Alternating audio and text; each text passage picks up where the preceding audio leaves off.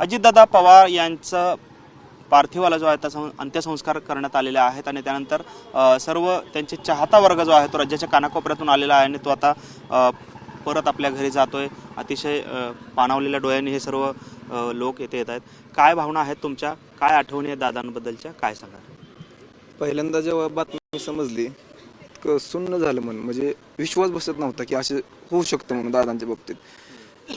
पण काळ होता तो म्हणजे सांगू शकत नाही, असं व्हायला नव्हतं पाहिलं, कारण दादांची आत्ता महाराष्ट्राला खूप गरज होती। आज बारामती बघताय तुम्ही, पुण्यासारखी सिटी बनवली दादांनी, म्हणजे कुठली सुविधा येत नाही। हॉस्पिटल असेल, कामगारांसाठी एवढी MIDC उपलब्ध करून दिली, पाण्याचा प्रश्न असतील, ST स्टँड असेल, विमानतळ असेल, क्रीडा क्षेत्रात सगळीकडे दादांचं भरपूर लक्ष होतं। पण दादांच्या जाण्याने बारामती तालुकाच नाही तर पूर्ण महाराष्ट्र खूप बेकारी झालेले आहे। मी त्यांच्या काटेवाडी माझ्या मामाचं गाव आहे, मी लहानाचा मोठा तिथेच झालेलो आहे। दुःख भरून निघण्यासारखं नाही, परंतु पवार फॅमिलीला पूर्ण महाराष्ट्रातून सपोर्ट राहील पुन्हा एकदा। आणि आठवण येतं तुमचा दादा म्हणजे दादाच होतं, त्यांच्यासारखा माणूस पुन्हा जन्माला आणणं शक्य नाही। काही इथं युवक आहेत, तुमच्या काय आठवणी आहेत दादांबद्दलच्या, काय सांगाल? कुठून आला तुम्ही? मी सोलापूरचा युवकचा अध्यक्ष आहे। आमच्यासारख्या सर्वसामान्य कार्यकर्त्याला घडवण्याचं काम दादांनी केलेलं आहे। दादा म्हणजे सेक्युलरवादी नेता म्हणून ह्या महाराष्ट्रात नव्हे तर देशाला परिचित होते। आदरणीय दादाच्या माध्यमातून या महाराष्ट्रामध्ये खरा विकासाचा पाया जरी कोणी रचला असेल तरी पवार फॅमिलीने रचला गेला, आणि त्याच्या कर्तबदार नेता जर ह्या महाराष्ट्राचा कोण असेल तर अजितदादा आहेत। आज दादाच्या माध्यमातून अनेक असे विषय या महाराष्ट्राचे सोडवण्यात आले। गोरगरीब युवकांना हाताला काम देणं असू दे, लाडकी बहीण योजना असू दे, की शासनाच्या वेगवेगळ्या एज्युकेशनलमधल्या वेगवेगळ्या योजना असू दे, ह्या ठिकाणी अजितदादांनी एक सक्षम आणि भक्कम या महाराष्ट्रामध्ये चालवण्याचं काम दादांनी केलेलं आहे। दादाची एकच खंत होती आणि दादांचं एकच स्वप्न अधूर राहिलेलं आहे, ते म्हणजे दादा या महाराष्ट्राचे मुख्यमंत्री व्हावे असे सगळ्या कार्यकर्त्यांची इच्छा होती। ते दादाचं स्वप्न नव्हतं तर ते सर्वसामान्य कार्यकर्त्याचं स्वप्न होतं की आमचा दादा या महाराष्ट्राचा मुख्यमंत्री झाला पाहिजे। आणि मी अजित अनंतराव पवार या महाराष्ट्र राज्याचा मुख्यमंत्री म्हणून शपथ घेतो की हे फक्त स्वर ऐकण्यासाठी या महाराष्ट्रातला कानाकोपऱ्यातला एक कार्यकर्ता असू दे, सर्वसामान्य जनता असू दे, शेतकरी हे सगळे व्याकुळ होते। आज दादा आमच्यातून नाहीत हे विश्वास आताही बसत नाही आहे। आज आम्ही बारामतीमध्ये येऊन विद्याप्रतिष्ठानला येऊन या ठिकाणी मोगाग्नी दिली पारदादांनी आणि जयदादांनी, तरीसुद्धा आम्हाला विश्वास बसत नाही की त्या स्थितीवर आमचे दादा आहेत म्हणून। कारण की दादा म्हणजे एक चालतं फिरतं या राजकारणातलं एक विद्यापीठ होतं, चालतं फिरतं गोरगरिबांचं प्रश्न सोडवण्याचं एक घर होतं, हक्काचं घर होतं म्हणून लोक या ठिकाणी येत होते। आज दादा आमच्यातून नाही आहेत हा विश्वास आजही आम्हाला बसत नाही आहे। आणि अजितदादासारखा ह्या महाराष्ट्रामध्ये नेता कधी मिळणे अशक्य आहे।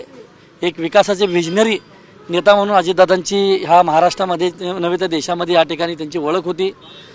या देशाचे पंतप्रधान सन्माननीय नरेंद्र मोदी साहेब असतील, राज्याचे देशाचे केंद्रीय गृहमंत्री अमित शहा साहेब असतील, किंवा राज्याचे मुख्यमंत्री सन्माननीय देवेंद्रजी फडणवीस साहेब असतील, किंवा दुसरे उपमुख्यमंत्री एकनाथभाई शिंदे असतील, ह्या सगळ्यांनी अजितदादांना भरभरून प्रेम दिलेलं आहे। आणि त्यांच्या मनामध्ये देखील अजितदादांच्या बाबतीत एक आदराची भूमिका ह्या सगळ्यांच्या मनामध्ये होती। आणि त्यांच्या देखील मनामध्ये असं होतं की एक दिवस या राज्याचा मुख्यमंत्री म्हणून अजितदादा व्हावे ही देखील त्यांची इच्छा होती। याच्यामध्ये कुठलंही राजकारण नाही, कारण की ह्या तिघांनी मिळून एक चांगल्या पद्धतीचा विकास या महाराष्ट्रामध्ये केलेला आहे। आणि मोदी साहेब असतील, अमितभाई शहा असतील, देवेंद्रजी फडणवीस साहेब असतील, किंवा एकनाथभाईजी शिंदे असतील, ह्यांचं देखील स्वप्न होतं की अजितदादा एकदा काय होईना अजितदादा ह्या राज्याचे मुख्यमंत्री झाले पाहिजेत।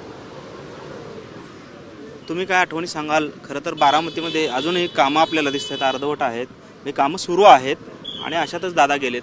काय एकंदरीत? माझं सर्वसाधारण कार्यकर्त्याचं एकच स्वप्न होतं की दादा मुख्यमंत्री व्हायला पाहिजे होते। आणि मी ज्यावेळी फोटो काढला होता त्या टायमाला सुद्धा म्हणतो दादा मुख्यमंत्री व्हायला अख्ख्या महाराष्ट्राला आवडेल। त्याच्यासारखं काम करणार नेतृत्व आजही जगाच्या पुढे कुठे मिळणार नाही आणि याच्या पुढे होणार पण नाही। दादा एक नेते नव्हते, आमच्या काळीच होते। दादा आमचा आज क्षेत्र हरपलेला आहे। आम्ही आज दादा तुम्ही या असं कुणाला म्हणणार आहे? दादा हे सर्वसाधारण कार्यकर्त्याला ताकद देणारा नेता होता। तर आज आमचा आभार वाकला आहे आणि आम्ही सांगूही शकणार नाही। दादा तुम्ही परत या, दादा तुमची गरज आहे, महाराष्ट्राला तुमची गरज आहे। दादा कधी काढलं होतं तुम्ही हातावर टॅटू? बड्डे दिवशी काढलं होतं, 2 वर्षापूर्वी काढलं होतं आम्ही दादाचं।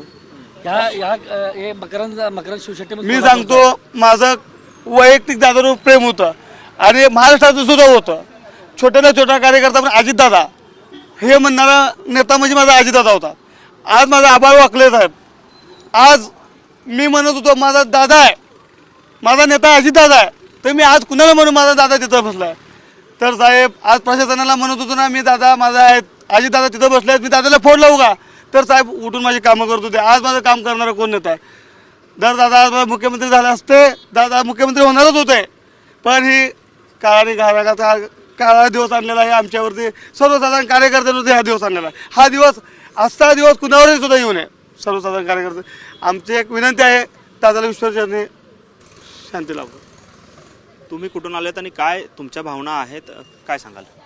मी सोलापूर दक्षिणमधून आलो. राष्ट्रवादीचा युवक जिल्हा उपाध्यक्ष म्हणून काम करतोय. महाराष्ट्रामध्ये जे जातीभेद न करणारा दादा म्हणजे अजितदादा होते. अजून सगळे समाज त्यांना सगळे धर्मला घेऊन चालणारे म्हणून दादाची एक वेगळी ओळख होती. अजून माझ्यासारखा एक सामान्य व्यक्ती, एक सामान्य कुटुंबामधून मी खूप गरीब कुटुंबामधून इथंपर्यंत आलेला आहे. दादांनी माझे बड्डे दिवशी सकाळी 6:30 वाजता फोन करून मला शुभेच्छा दिलते. तर असा नेता आयुष्यात अजून महाराष्ट्रात कधी होणारही नाही. अजून दादाची जागा कोणी घेऊ शकत नाही. अजून आम्हाला विश्वास पण बसत नाही की दादा आमच्यातून निघून गेलेत. आम्ही हे दुःख कधी सहन करणार नाही, असला आमचा काळा दिवस आलेला आहे आयुष्यात. काय भवितव्य आता पुढचं एकंदरीत राजकारणाचं असणार आहे, राष्ट्रवादी काँग्रेस पक्षाचं असेल, संघटनेचं असेल? तर जे असेल पवारसाहेब वगैरे ते वरच्या लेवलने, आम्ही एक छोटे कार्यकर्ता आम्ही काय सांगू शकत नाही. त्यांच्या लेवलने जे निर्णय होईल आम्हाला ते मान्य असेल. दादांच्या काय आठवणी तुमच्याकडे आहेत, काय आठवणी सांगाल? दादाची एकच आठवण म्हणजे की जे मला 6:30 वाजता बड्डे दिवशी फोन केलते. माझा ना ग्रामपंचायत सदस्य आहे, ना मेंबर आहे, ना सरपंच आहे, ना मी कोणते पदावर असतं. दादांनी मला माझ्यासाठी जे फोन केले, माझ्या आयुष्यात मी मरेपर्यंत कधी विसरू शकत नाही. अजून दादाचं प्रेम जे भेटलं आहे काय नसताना, ते मी कधीच माझ्या जोपर्यंत मी जिवंत आहे तोपर्यंत कधीच विसरणार नाही. आपण पाहतोय अनेक कार्यकर्ते जे आहेत ते भावूक होत आहेत आणि आपल्या आठवणी सांगता आहेत. तुम्ही काय सांगाल, तुमच्या काय आठवणी आहेत? आपण पाहतोय खरं तर कार्यकर्ते भावूक होत आहेत आणि त्यांना शब्द फुटत नाहीत, अशा पद्धतीची परिस्थिती या ठिकाणी आहे. अनेक तरुण वर्ग जे आहेत ते या ठिकाणी येत आहेत. तुम्ही कुठून आलेले आहात, तुमच्या काय भावना आहेत, कुठून आलेत तुम्ही? पैठणवरून आलात, काय भावना आहेत तुमच्या? भावना काय दादांसाठी बोला की जेवढं बोलून तेवढं कमीच आहे दादासाठी.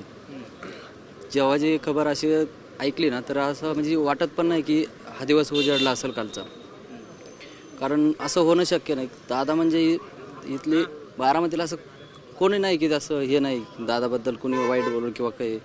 दादासाठी जेवढं बोलून तेवढं कमीच आहे आणि वाटत नाही की आज असा वाईट दिवस उजाडला असेल म्हणून. एवढे लांबून तुम्ही आलात, कशासाठी आलात इतकं एवढ्या लांबून? दादाची म्हणजे दादाची आवड तेवढी आहे. दादा जेवढे काळजात बसलेले आहेत ना की त्यांच्यासाठी पैठण काय कुठून बी यायला माणसं तयार आहेत, आलेले आहेत इथं. आपण पाहतोय कार्यकर्त्यांच्या भावना आहेत. राज्याच्या वेगवेगळ्या कानाकोपऱ्यातून हे सर्व कार्यकर्ते जे आहेत ते या ठिकाणी आलेले आहेत आणि आपल्या भावना ज्या आहेत त्या ते व्यक्त करतायत. अनेकांना कंठ दाटून येतोय, त्यांना व्यक्त होता येत नाही, अशी एकंदरीत त्यांची भावना या अजितदादा प्रेमींची झालेली आपल्याला पाहायला मिळते. कॅमेरामन विनोद हुमनाबादकरसह सागर सुरवसे, TV9 मराठी, बारामती.